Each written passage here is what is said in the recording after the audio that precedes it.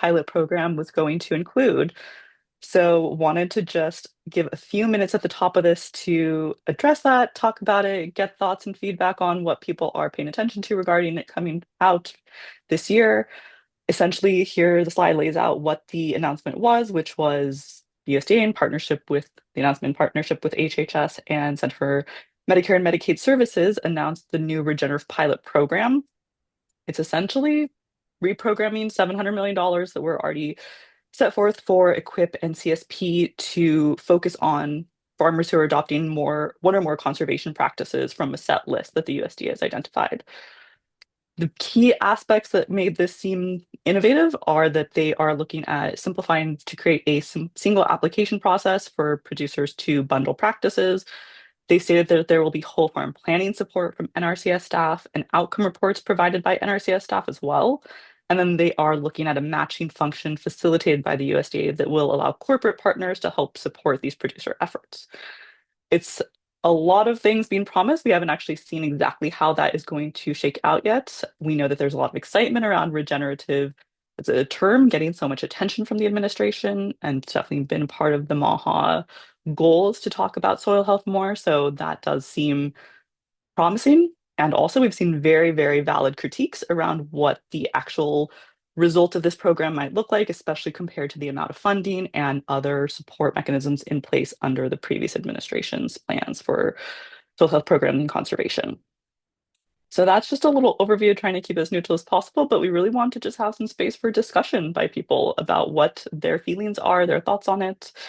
And Jane, see, you already have your hand up, so And let's I go just for learned it. how to raise my hand on Zoom. It's all very exciting. I this is not really about the fundamentals of the program. I guess what I'm trying to understand is whether is this money that was in those programs that was slashed, but now they've just re-announced it as $700 million in a program. Like that seems to be kind of a theme, or is it new money? I mean, I'm not sure it matters in terms of the farmers, but I'm just curious if it's the same money they were getting somewhere else under a different name. It is not new money. It is money that was already allocated to these programs, and essentially the programs are it's just being directed to be used towards this purpose, but it's no new funding from But it's not money, towards I guess, that they cut, because remember they cut a bunch of stuff. And so is correct. that's what I'm wondering is if it, oh wait, oh, I'm Yeah, looking at so Eric. as Erica put in the chat, it was the funding from the Inflation Reduction Act. Um, I don't think that this like these particular programs had been cut. CTA was what was largely cut. Funding for CTA, which, as Erica noted, is something that will be crucial to the success of this program, and there hasn't been any redress for that yet. Um, So it is a net loss or it's not a net loss? it's It's a net neutral. neutral. Yeah, Okay. exactly. All right. Thank you. All right. I don't know why. I'm just trying to understand. Like, yeah. Okay.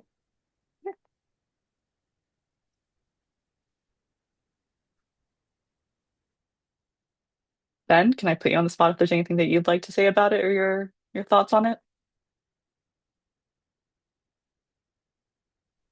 Sure. I mean, no, not really, because you pretty much summed it up. I mean, it's a positive in the sense that, they're focused on, the sorts of practices that this group and NWF and other in the kind of the soil health arena care about, but it is money that already existed. I think if there's something to highlight, that whole farm planning support is good.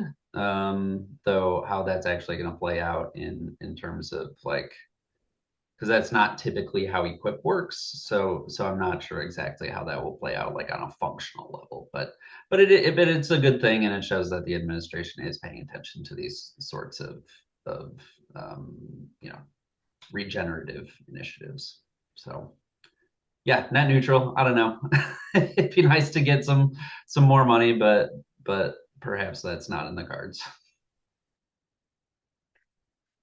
Yeah, just monitoring the chat. I appreciate your frames that way, dog. Looking for useful hot takes. Yeah, if anyone has any insights or any, you know, I know that we're all working with farmers directly, so if anyone's heard from any farmers that have been reached out to about this, or any corporations that have been reached out to for the match aspect, at any point, please feel free to share what you're hearing because I think this is likely going to be something that is iterative in that I'm guessing that they don't have all the nuts and bolts dialed in yet. And so we will be watching them learn in real time how they're going to implement this.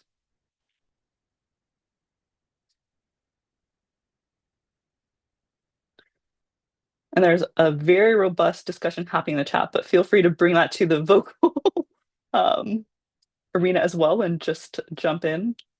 Dago, anything that you'd want to share verbally?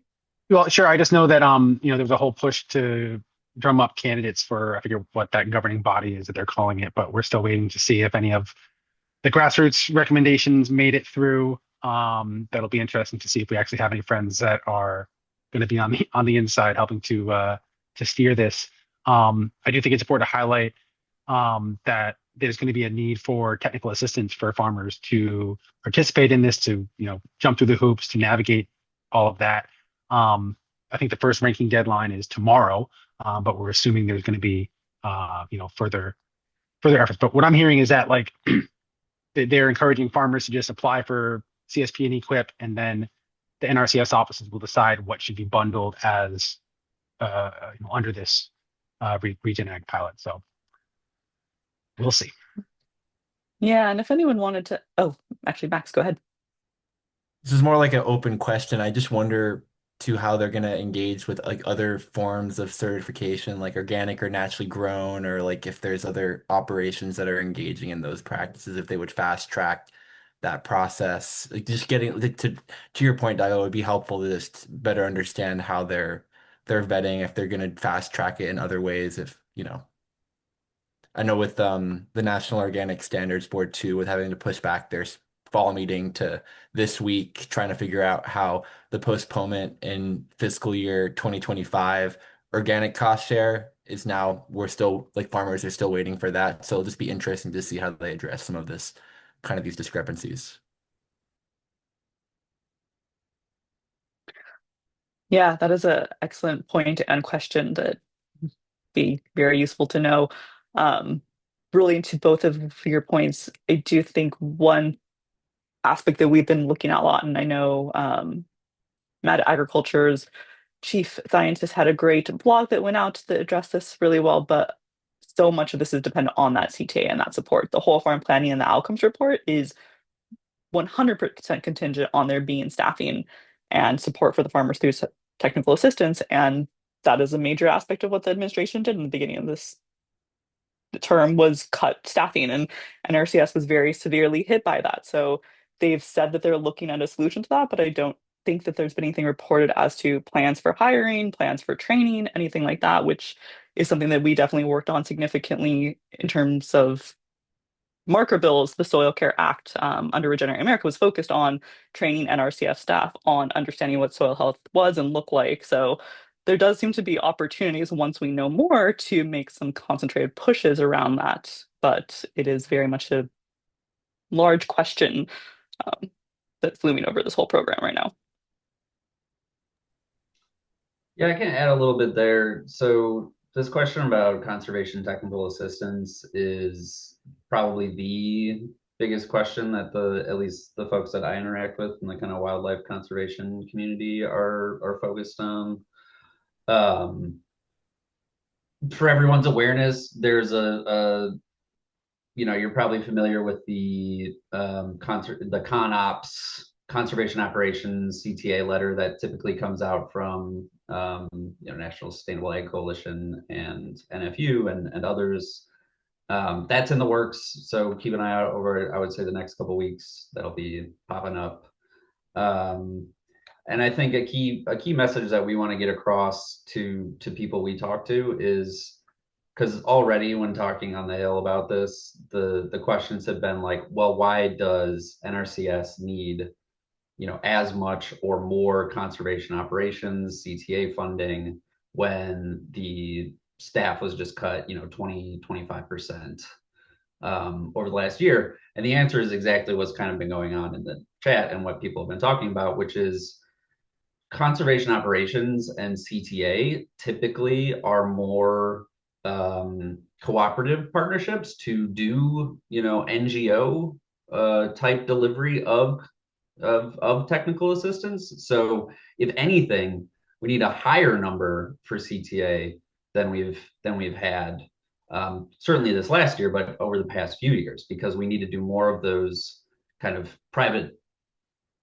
public partnership agreements to actually get folks the technical assistance they need to help deliver all of the money that got added to conservation baseline in reconciliation last year. Um, so that's part of it. The other part of it is there's a lot of conversation going on how to improve the system in general to deliver technical assistance.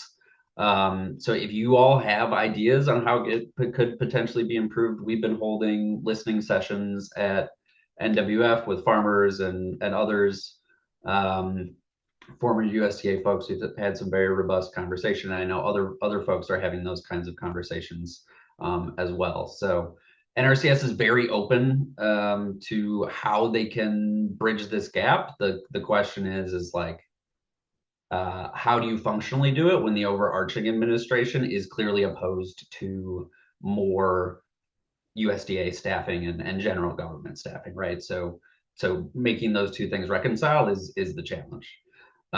So I don't know, maybe more detail than people needed, but that's kind of my take on what's going on right now. Great. Thank you, Ben. Peter, good to see you. Yeah, and excuse me for not being on video since I'm out of the office right now. And maybe I'm just a great skeptic here, but I'm a bit wondering, this is not new money. This is money that was already dedicated to conservation programs under this supposed regenerative agriculture program. All they have to do is one conservation practice, and I don't think anyone in this call would agree that doing one conservation practice may converts the farm to doing regenerative agriculture. They have to do maybe some soil testing, totally undefined what you're supposed to find, how much, or anything. And so, take one sample every 5 years and check it off, and maybe think about whole farm, which we know from other USDA programs is both unenforced and unenforceable. And so and again, you can all jump down my throats as being the skeptic. Are we giving USDA cover? This is bullshit. This is money already devoted to conservation. All they have to do is do one conservation program, and they're getting credit for, they're wonderfully advancing regenerative ag. And we're telling them, and we're giving them credit for that. So tell me I'm all wrong, but I think I see very, very, very little in this program. I don't think you're among a, a group that's going to jump down your throat about that statement at all. I think that is largely what can speak for myself at least. And if there is anyone that feels differently, that's why I wanted to open up for some discussion on this. But yeah, I think that is the interesting tension that we're looking at is it was announced with so much fanfare and it very much seems lip service to a popular aspect of the Maha platform with very little substantive meaning behind it at this point. And so figuring out what that could look like and where, if there are leverage points to ask for something more substantive out of this, to ask what the outcomes reporting might require and how that's going to be done, to ask, what whole farm planning looks like. Again, like that's a difficult process in general that, as you said, is often unenforced or unenforceable. And so with little staff there as well, what does that really mean? So looking for points to put some, advocacy efforts behind that is very much on the table and will come up in the poll at the end of this call, actually. Don? Okay, thank you. And I guess I would just perhaps say that we might have more leverage if we don't heap too much praise on this too quickly. It's sort of like Maha saying they care about pesticides, and the pesticide report says their main job is to convince people that EPA is doing a great job. Often what they say and trying to placate the Maha crowd is very different from what they're actually doing. And somebody needs to call them on that. Absolutely. John, over to you. Yeah, I disagree a lot with this. I really think it has a lot of potential. It's great for RA. It's great to get some more farmers to transition to regenerative agriculture. The money is in conservative programs. It is going to be very hard to implement because of the things that, as Peter said. However, NRCS is geared up to handle it. Well, not geared up to handle it, but needs to be. I really encourage you to listen to the RAFI webinar I just put in the website. They go into great detail how this program is going to run and all the pitfalls, why it's a whole farm program that's not been enforced before. And then our CS has cut 20,000 plus people. They don't have the technical help to help them. And the deadline for the first funding is tomorrow. But that's just the first round. What I like about it is the whole idea of getting farmers as the primary means to achieve nutrient-dense foods in the MAHA program is to me great. And we need to support it, and we need to put pressure on our Congress people to make sure the funds are available, that this pilot program is successful, in my opinion. Absolutely. I mean, definitely appreciate the reminder that this can be an opportunity that wherever we can, we should push forward and work to use it to advance our goals because this is something we've all been working on for years, if not decades. And so looking for those windows of opportunity where when they come up is should not be overlooked either. Ben? I guess I want to echo a little bit what was just said by Don. So like I hear what Peter's saying too, right? Like in some respects, what the Regen Ag pilot is doing is announcing business as usual with some interesting, I would say, wrinkles.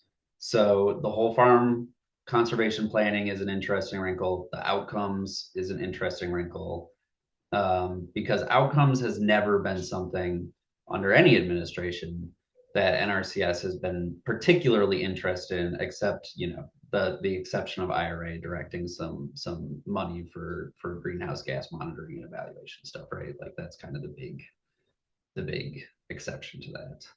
What this is an announcement of, in my opinion, and NWS opinion, is that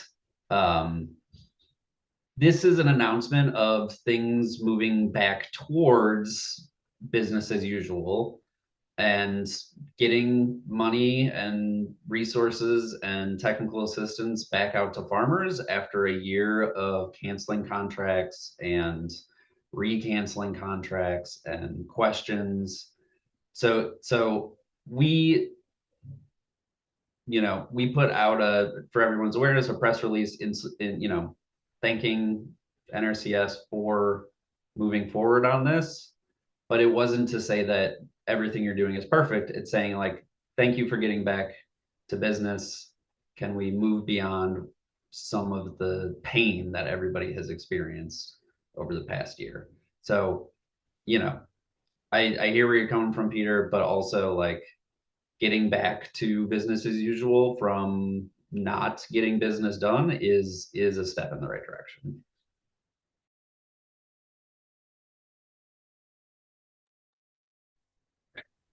Yeah, it is. It's a complicated time. I mean, it's a very difficult time to be a farmer right now in general. So that is absolutely a good gut check then of thinking of what they have been facing and what this could mean for a farmer who has not had access to programming and who has been waiting for some glimmer of hope to come through and maybe this is going to resonate with them and be very useful actually. Um, Thank you, everyone, for the robust discussion on that. I realized we took longer on it than we had even allotted for. Um, please continue in the chat, and we'll also keep it going over the email thread. But Jess, I'm going to turn over to you because I know we have 3 speakers lined up, and I want to give them all good time. Yes, we do. And we do have, a couple of other quick things we wanted to make sure that we're on your radar just as things are going forward. And then we'll jump over to our awesome speakers. I'm sure you all saw in November that the seminal glyphosate study was pulled because they finally proved that, and I know we're all shocked, that Monsanto paid for it and paid scientists to talk about how it was good science. So that is both fantastic because it was a terrible study, but also not great. Just if you look at how for the last 30 years, administrations have relied on that report and let the EPA base a lot of rulemaking off of that. So we're going to see what um, comes from that. But, just another thing to watch and have on our radar. Max is going to go ahead and jump into more about what states are doing around state level pesticide liability shields. We're hearing somewhere 8 to 10 states this year could try to move that forward. For those of you who are also following the Monsanto is asking the Supreme Court to take up a case that would give them federal pesticide liability shields. The court was supposed to issue the decision on whether they would hear it last week. They kicked the can. So on an update call this morning, we heard next Monday we will find out what they're going to do on that one. So we shall see. One other bit of information that I'm curious what you all have heard about this, if anything, but we got on a call this morning an update that G.T. Thompson has said they will mark up the Farm Bill next month, which is hilarious in many, many ways. We know what version of it, the version that they will be marking up in, it was one that came up last year. But as Aisha said to me earlier, it was before HR 1 passed. And so a lot of pieces of the Farm Bill were in HR 1. So we're not really sure what's happening there. We're going to keep following that. Stay tuned. But one thing that we want to make sure everybody is watching is the pieces of it, because our biggest opportunity will be to continue to prevent harm, particularly around the EATS Act, around pesticide liability shields, both of which Chairman Thompson has said are key for him. And this is all well knowing that the Senate probably won't touch it. So again, we're just trying to keep things from getting worse, which sometimes is the best that we can do. But one place where I am excited and think there's some potential is at the state level. And that's why we have Dago Driggs from CalCan, Judith McGurry from the Farm and Ranch Freedom Alliance, and Max Sano from Beyond Pesticides to talk about what they're seeing, a little bit on anything key from 2025 state policy, because there were some cool things. Texas tried to do some really cool things last year. And we're hoping that they will carry some of those forward. So, and then diving into what's being keyed up for 26, or Texas only comes in every other year, for 2027, and how we can support that. So we're just going to go in the order that's on the slide, because that seems like the easiest way to do it. So Dago, talk to us. What's going on? What should we be paying attention to? Where should we be trying to engage and support? All right, great. I will do my best to address that. Thank you, Jessica, and thank you, everyone. Definitely some familiar faces and some new allies here. So it's really great to connect with you all, and just to share what we're seeing and how we can, cross thread our web of action and awareness here. So great to connect. So I want to tell you a bit about the National Healthy Soils Policy Network, and then some of the progress that our members have seen and what we're looking forward to this year. Really glad to be joined by Judith, so she can go into greater detail on the great progress happening there in Texas, one of our star members. But the network itself is a farmer-forward community of practice that supports sustainable agriculture and family farm organizations across the country. Our mission is to win state policies and improve and protect federal programs that hasten the implementation of healthy soils practices as a means to address the climate crisis. We focus on providing strategic resources to our members to help them build their base of producer engagement and advocacy toward this end. And all of our work happens in the context of engaging with our members, being responsive to their needs, drawing from their experiences and perspectives as sources of knowledge that are shared with the group. I'll give you a link there in the chat. Our network has grown from our initial membership in 2018 that represented 13 states to now include 31 member organizations, expanding our collective reach to 28 states. And you'll see a list and map of our members on that website I just shared there. Just a bit about how we operate. As a policy incubator, we share examples and approaches to using public policy and funding that scale up the use of healthy soils practices in an equitable way. Through our monthly meetings, our online discussion group, we function as a learning laboratory, sharing campaign strategies, best practices, stories, messaging, educational materials, etc. And by cultivating a robust community of practice, we leverage what I like to say the collective genius of our members, as well as allied content experts, a couple who are in the room here, in cultivating emergent strategies. Since our formation in 2018, our members have played active roles in the introduction of at least 82 pieces of healthy soils legislation, the successful passage of 35 bills, and the creation of 7 state healthy soils programs. In 25, our members filed 8 healthy soils bills, helped 5 of them advance, and ultimately passed 3 of them. So it's good to see things continuing to move at the state level. Our members also secured state funding for 4 different healthy soils programs and helped to advance 8 of them with significant development.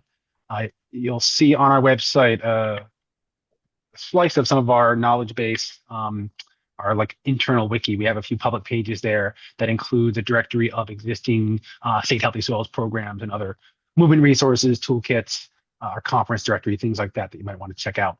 But just a couple highlights from 2025.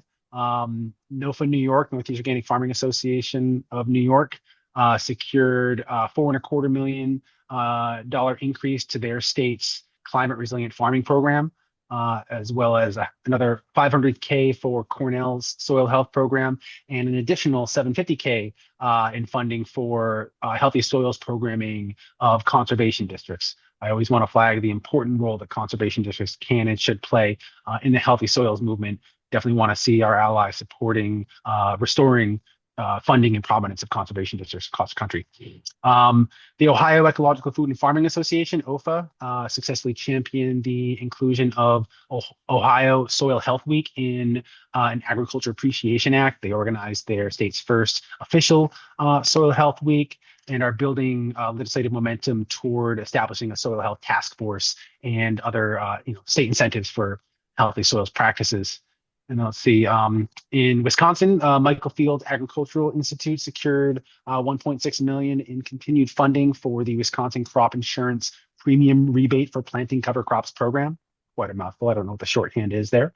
So yeah, good stuff happening. And now looking into this year ahead, just wanted to share a couple highlights of member campaigns that we're supporting with our farmer engagement mini grants, which provide strategic funding to elevate farmer voices in the development of healthy soils policies and programs.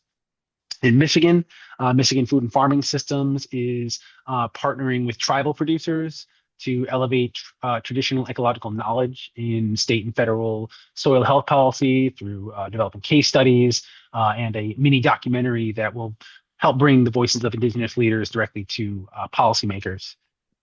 Back in New York, NOFA New York is piloting implementation of their newly adopted statewide soil health benchmarks, hopefully to inform equitable program design to create a replicable model for translating soil standards into soil policies that are farmer forward.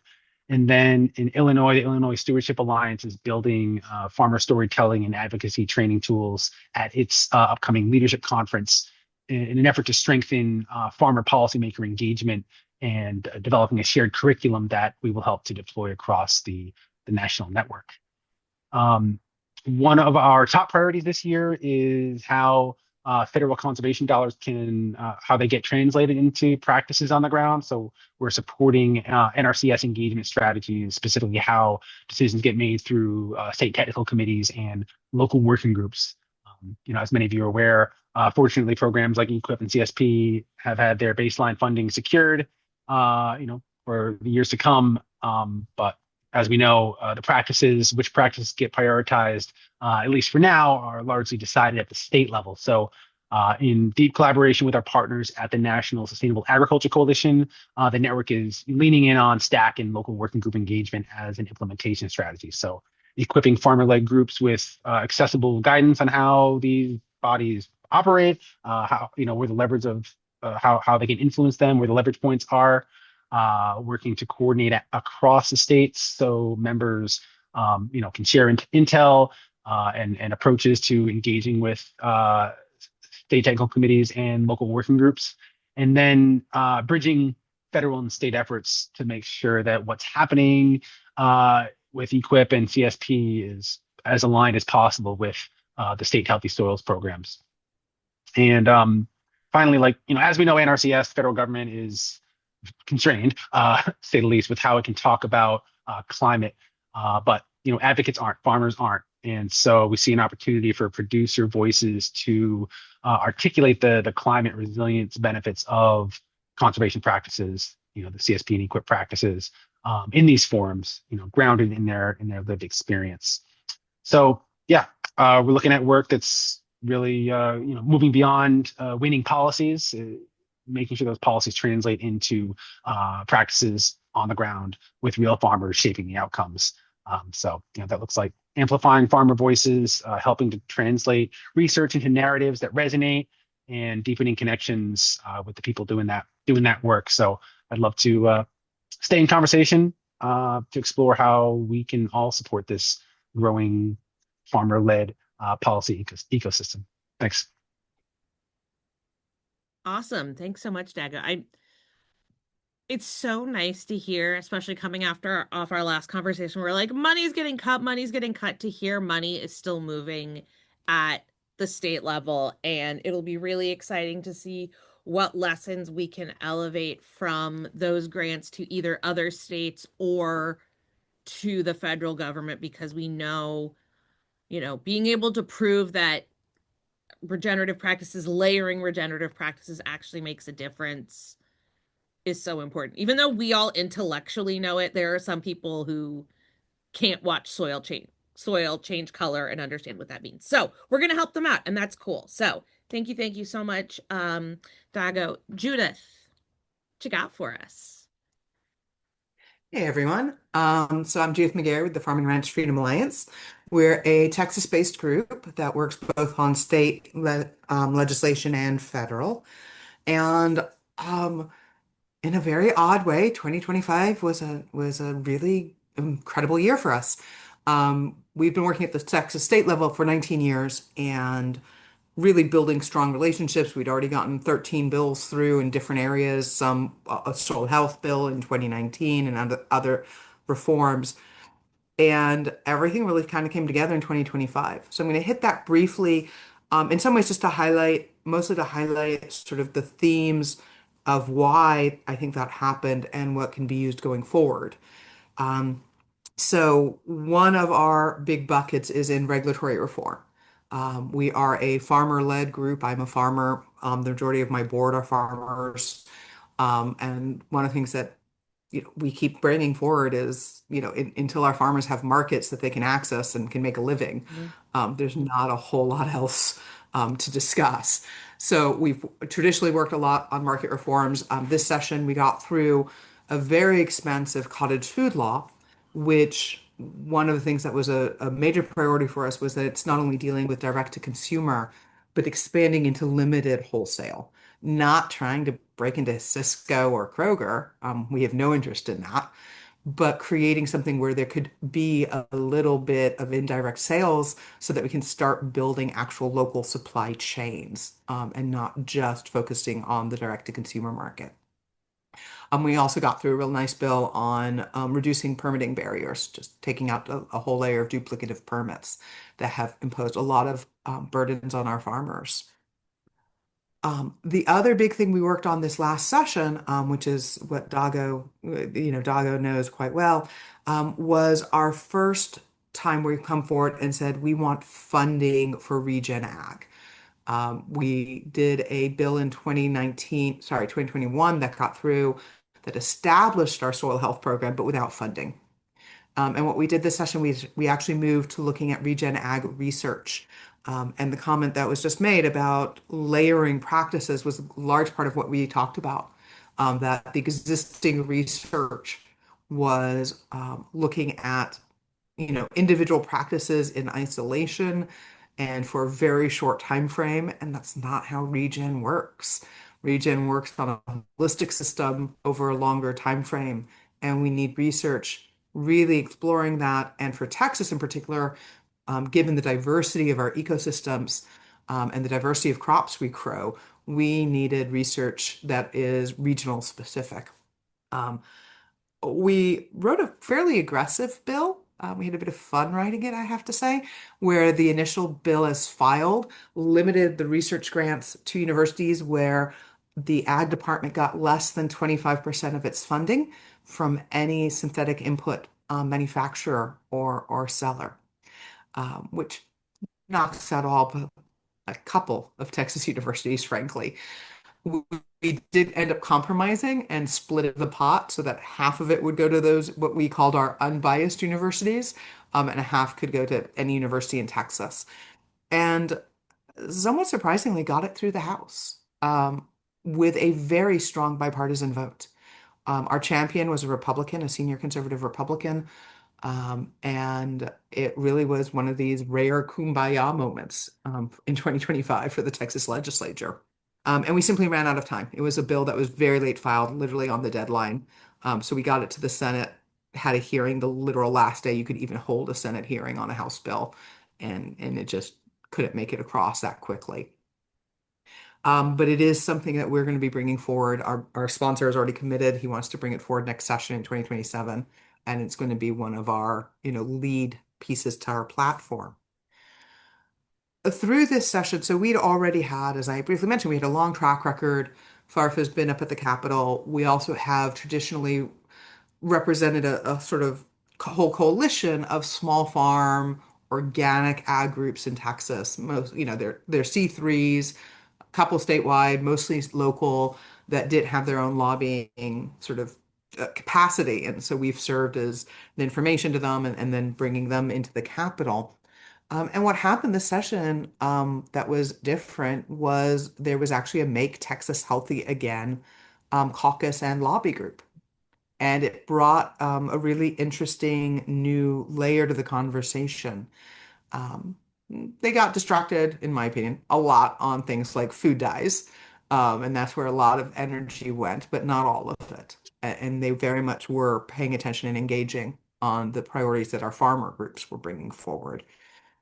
So we've been talking internally among our farmer coalition as well as with our new allies about creating a platform around procurement. There's a huge amount of interest on farm to school from the Maha side and from our farmer side. They, it's a huge new market that they want to be able to be in, and it has just not been really supported. The interesting thing is, and I know there are multiple other states that already are far, far more ahead of farm to school than Texas, and we are looking at their models and working um, on borrowing what's working from those other states. There's somewhat ambitious interest to break beyond even farm to school and look at farm to prison, farm to university, a whole range of, government procurement, writ very broadly. And so that's something we are trying to figure out the realistic path forward and are going to be spending this year doing that research and having those discussions. The last place that we're going to be working on coming and analyzing this year is the issue of resource space and tying that into regen. We have already worked on water to some extent in Texas. We've been the ag voice pushing for conservation so that we don't just keep draining rural aquifers. But this, because of I hate calling them solar farms, they're solar industries, um, and the data centers that are being invited very quickly into our state in our communities. We are seeing a really rapidly evolving serious crisis around land and water.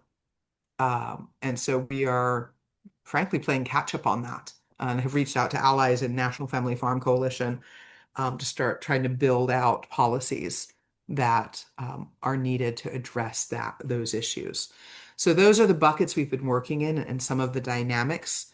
I think, Ben, I saw a question pop up, I believe, on PFAS. Um, so there was very strong interest in the PFAS issues in Texas because one of the counties in Texas, Johnson County, where there's a lot of dairies, was declared a disaster zone because of the PFAS. And as it happens, the Texas state rep elected from that district is Brooke Rollins' mother and came into the legislature very focused on PFAS. It was the first bill she filed, and it was very detailed, very technical, very serious bill. Um, and what was interesting is that it got immense numbers of sign-ons. Over two-thirds, I believe, of the chamber signed on to it, um, signaling supposedly that there was support. But the bill was only given a hearing after any realistic chance had passed of it moving forward. I mean, it was technically before the deadline for hearings, but we by that week, if you only get a hearing that week, you're dead, and we all know it. And so the PFAS really just died a sort of ignominious death in Texas this last session. I have not circled back with her yet. We plan to circle back with her to talk about what she's looking at for the next steps on PFAS. Can I ask a super basic question, Judith? So if members of the Texas legislature were in office in 25 and y'all aren't coming back till 27, when are their elections? So the elections will be in November. Okay, but we're just And we assuming have these really members will get odd reelected. system. A huge percentage of them will. Okay, cool. And we'll know more after I mean, there's also the question on the primaries. I mean, we'll know a lot more come March 6th. Okay. My champions are not, I believe, in any significant danger. Okay, cool. None of our main players are in any danger that I know of. Cool. Okay, awesome. Yeah, it was super fun working with Judith on some of these pieces they were trying to get through in Texas last year. That was when Finian and I were still running some things. So we're excited to help whatever you guys need. And it's kind of interesting that we get a year to sort of see what the other states are doing and what might be useful to pull into Texas. So I know Texas is a behemoth unto itself as a current Californian similar government, but if we can leverage some of those talking points, test them out in other states, roll them into Texas, they thrive in Texas, maybe then they thrive in other places and we can get more coordination. So awesome. Thanks, Judith. All right, Max, everybody's really excited to talk about what is happening with these pesticide liability shields. This is also some work that RA and then as we moved into RPI worked on a lot last year, and we're excited to get engaged again. But what's set up so far for this year, Max? Sure. And thanks for inviting us. It's been really dynamic start to the year on that topic, especially with appropriations bill for interior environment, kind of being part of the latest minibus, and kind of a surprise from the House side that they did not include Section 453 in that. That was something that we've been working on for many months, going back to last September in terms of making sure that that was viewed as a poison pill, both in the Senate and the House. We brought together over 50 organizations, including representing farmers, beekeepers, businesses, and other leaders around the different states that have been working on this issue, medical and nursing professionals as well, trying to underscore how unpopular of a topic that this is. And luckily, as of today at least, it passed the House. And where the Senate will be voting on the latest minibus going into this week. So hopefully we can not have to worry about it in the appropriations for fiscal year 2026. We will have to worry about it in the Farm Bill next month, as well as in the fiscal year 2027 in a few months. But at least for the next week or two, uh, can have a bit of breath of fresh air. But as a brief intro before going into some of the liability shield updates, just a bit on beyond pesticides.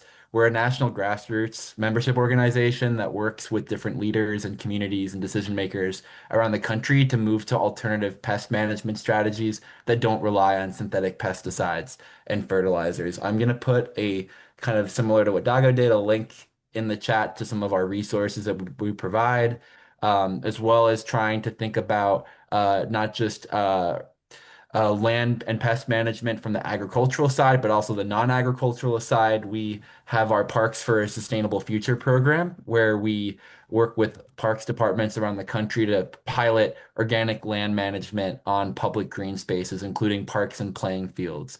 We just recently announced a partnership with Dubuque, Iowa, and we're going to continue to be engaging with different folks and parks departments in that regard. So in terms of our engagement, we look at solutions from a policy and science, granted in policy and science, and on previous systems that have worked. In the context of pesticide liability shield issue, we're expecting uh, there to be, as Jessica mentioned, up to 8 to 10 states. Right now, there are only 5 states where there are active legislation in Tennessee, in Iowa, Missouri, Florida, and North Carolina. It's a similar situation where we do have a resource hub that links to action alerts for each of those states, as well as providing some background on the history of the litigation, the public health crises that underpin a lot of these conversations, and what's at stake. The most pressing bill that we are looking at is in Tennessee because the Tennessee legislature operates on a 2-year cycle. And so they passed the legislation out of the Senate last year, and it is currently sitting in the House Judiciary Committee. And we're expecting there to be a vote as early as next Wednesday. And so if you all have folks, farmers, other organizations that you work with in these states, but especially in Tennessee, it's important that they are aware of this because this is what happened last year in Georgia, is that there was not a lot of time to really voice concern from farmers and from concerned constituents about this issue, and a lot misinformation about what the bill would actually do. And just for a brief primer on failure to warn pesticide liability shields. Failure to warn claims are the main legal argument used against pesticide companies in pesticide injury victim cases, and they are trying to say that if a pesticide product has been registered with the EPA, has gone through a human health assessment and a carcinogenicity classification, therefore it is safe.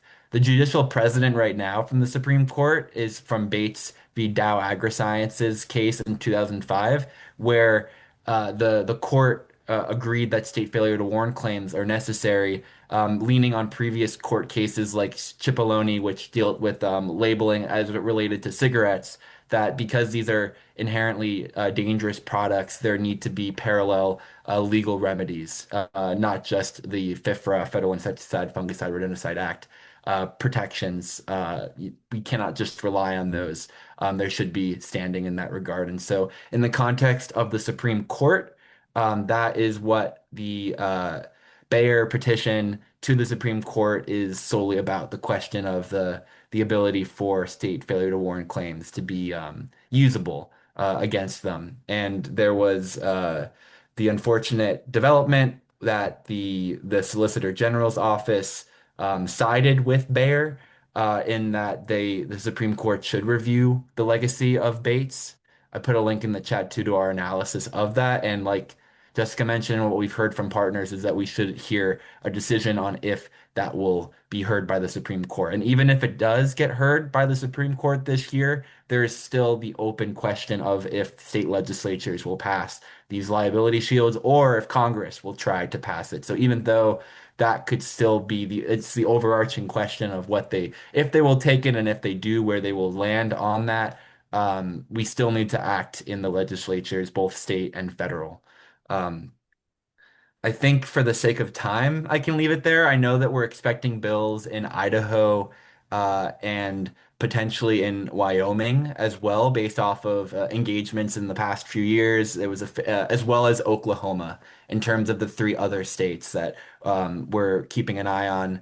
And there was also been attempts I saw in The Guardian today in Oklahoma and Utah to prevent certain litigation against fossil fuel companies related to climate suits. I know that there's been attempts in other state legislatures in the context of PFAS liability and litigation as well, so this as well as CAFA liability and preemption. And so there's a lot of intersecting movements and groups that we're partnering with and hoping to continue to raise awareness about in the context of these different platforms. But I'm happy to answer any questions. I know we're running low on time, so feel free to reach out too if you do have Yeah, any questions. we are. Thank you. Thank you so much, Max. The other one I wanted to make sure was North Dakota. Did you mention North Dakota? Oh, just that North Dakota was one of the other states that passed failure to warn legislation, liability shield legislation last year. And it's going forward to a ballot amendment. Right. Thank you They for got the enough reminder. signatures, so they are going to try. I love learning about how all the states do this, but so there is a potential to over because the North Dakotans do not agree with their legislature. So stay tuned for that.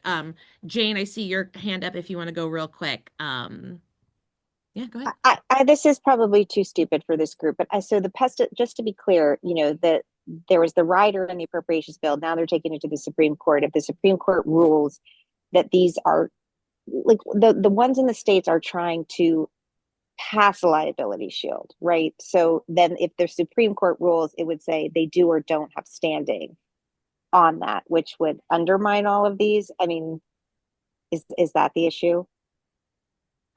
So just for context, I'm not a lawyer, and I can connect you with lawyers that we work with. But our understanding is if they say that state failure to warn claims don't have standing at the Supreme Court level, then it wouldn't Right. matter if states or Congress passes a liability Passed shield anything. because failure to Right. warn claims just wouldn't be able to be used. Right. So then it basically, if they rule if Supreme Court rules, I mean, let's just say in our favor for shorthand, you know what I Yeah. mean? Then none of these will matter and those claims will be able to be taken because there won't be anything standing in their way. But we're not hopeful or we don't know what the Supreme Court will do. And so it's likely that they could kick it back down and then these would have standing. To my understanding, pun intended, is that there are going to be, even if, let's say, the Supreme Court does rule on our side, I think that there would still be an interest at the state and congressional level to try to clarify that the label is the law, so to speak, that Okay. if there's human health assessment and a carcinogenicity classification, then a pesticide is safe. So even if it's the best of all worlds and Mm-hmm. it doesn't pass and the Supreme Court doesn't, if they do decide to take up the case and then they side with the Bates president that there's no, um, that failure to warn claims do have standing, we're still likely to try to see this type of legislation at the state and federal level, is my understanding. But Okay. that's an important hypothetical. Yeah, I Um, know. I'm just trying to understand where it ends up because it's confusing with the shields and anyway, it's not Hmm. my and specialty, so I'm just trying to And there's understand. also the petition from the several state attorneys general last year where they were addressing the same issue too, that EPA should set up within their own regulations better clarity on this. And they haven't, there was public comments for that that ended last March. And they've just been sitting on that. They haven't moved forward with that. I would imagine because of everything going on, Supreme Court, Congress-wise, state-wise. Thank you for the clarification for those of us who don't live in this world. Yeah. And Judith, thanks for backing it up as an attorney. We appreciate you. Um, Thank you all so much for joining us today. As we wrap up, I'm just going to launch a little poll here. If you don't mind, answering. We want to know, how do we help you best in 2026? So we've got some multiple choice. We've got some places you can write things in. If you want to send me a whole long email, please do. I love them. They make me really happy. As we keep this going, as you know, we all transition sort of from engaging together on Regenerate America to RPI, and these monthly calls have been great, elevating us over the last few months. But as we fully get into the year, we want to understand the best place to support you. So go ahead, if you don't mind giving us some ideas. If you want to chat, if you want to email, please let us know.